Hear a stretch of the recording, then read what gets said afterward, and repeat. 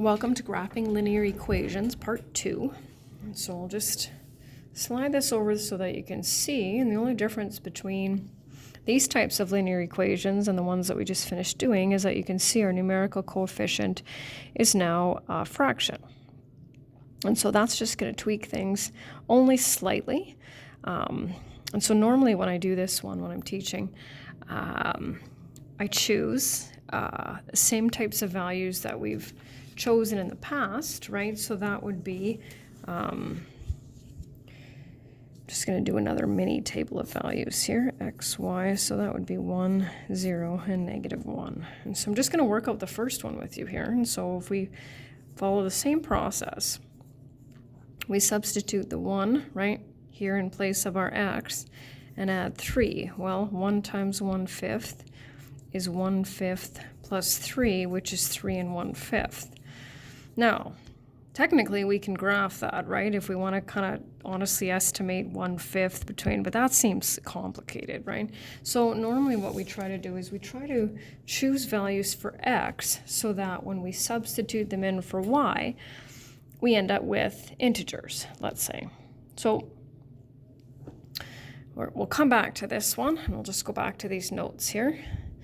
So what numbers can I multiply by 2 so that I don't have a fraction? Well, half of 1 is a half, so there's a fraction. What's half of 2?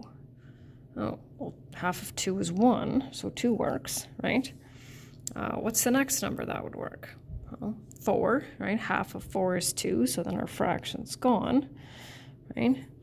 2, 4, 6. Now those are even numbers, but that's not going to work when our denominator's 3, 4, etc. So we're going to call them multiples of 2, right? Counting by 2s, basically.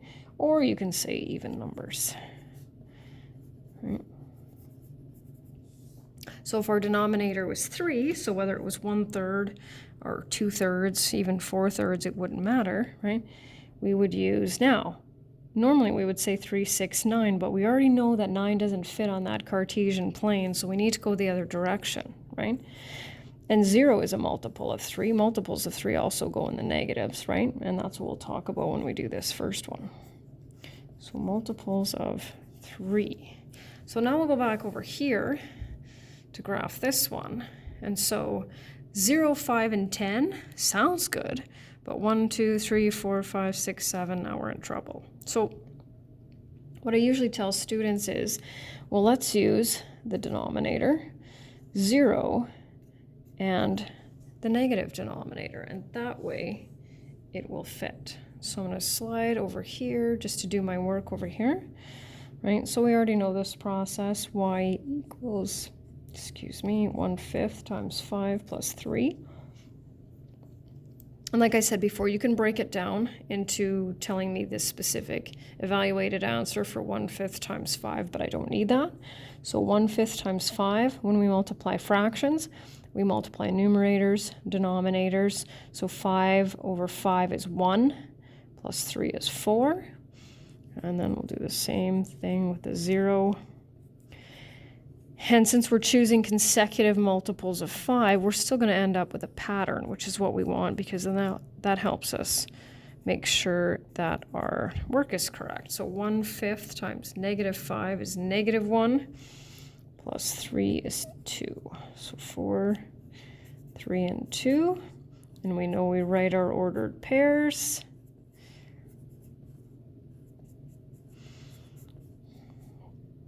And then we plot.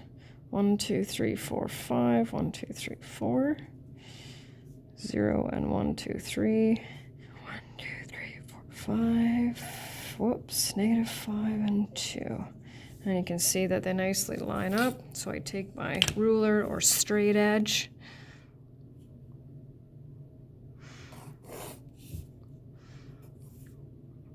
And remember, it doesn't matter how far past the dots it goes, just as long as it goes past the dots.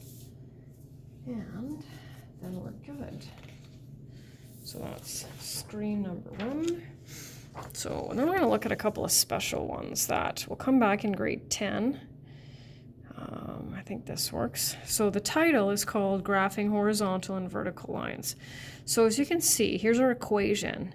And in the ones that we've been dealing with so far, we've had an x and a y, and this one clearly has an x. And so I'm going to ask you to just think about it. Do you think x equals 2 is going to be a horizontal or vertical line? Let's take a guess. And I won't say anything until we graph it. So the way I like to explain it is x is locked in. That means must be 2. And so all of our x coordinates for this line will be 2. And if y isn't there, which it's not, right, that means it can be anything. So once we go through this process, this is one where you don't actually have to show me any work for it. You just have to draw it. So if you want to process, though, what we're going to do is create 2 ordered pairs where the x-coordinate is 2 and plot. And that's obviously any 2 ordered pairs that will fit. And so I just do what I call a mini table of values, right? X, Y. So X has to be 2, and we'll pick any, right? So let's go with 0 and 4. So 2 and 0, 1, 2 and 0, and 2 and 4, 1, 2, 3, 4. When I join those, am I going to end up with a horizontal or vertical line? It will be vertical. And most students say they guess horizontal, and that makes sense because the x-axis is horizontal, right? So you have to remember that they're perpendicular. The x-axis and x equals a constant are perpendicular. So it is a vertical line. And then the other one over here. So we can, by process of an elimination, right, if we know that x equals a constant, it's going to be a vertical line.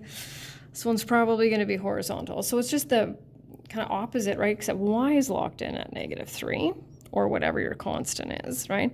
X can be anything. And we'll create 2 ordered pairs where the y coordinate is -3, and then we'll plot them. So we'll do another little mini table of values, right? Oops. So we have to put -3.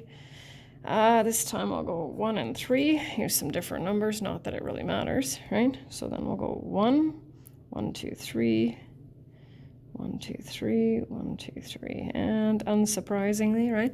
So notice how we get a horizontal line that crosses the y-axis at 3, and that's another way you can graph it too, right? So you don't have to show me that many table of values or anything like that.